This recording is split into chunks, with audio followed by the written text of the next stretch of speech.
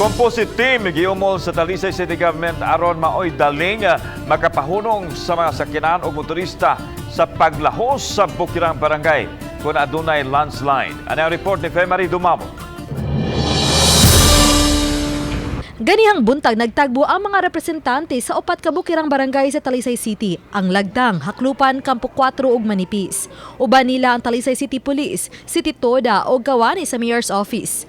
Mato ni Joy Tumulak nga gikinahanglan ng composite team, human nga kanunay na lang adunay mamugos sa pag-agi bisan kun na ay pagdahili sa yuta sa barangay Manipis.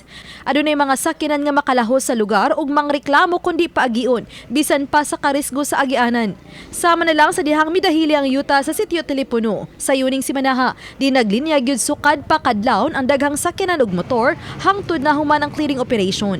Ang landslide sa sitio Telepono nahimutang 200 metros gikan sa landslide prone sa sitio Languyon.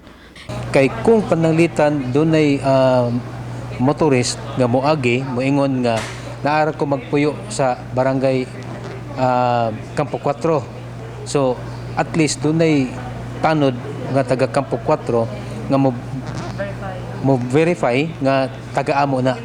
So pinaagi ana amo na yung ma-minimize. Gitugutan na ang mga sakyanan nga makaagi, gawas lang sugod sa alas 6 sa gabi hangtod sa alas 5 sa kadlawon. Samtang matud sa mayor sa Talisay City, nga gawas nga gipasusi sa taga-MGB ang sitio Telepono. Gituna na usabang angay himuon aron kapugngan pa ang mga pagdahili sa yuta.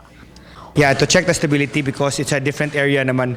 But I'm expecting the same comment from them na kailangan og benching ang area. Uba ni John Solon.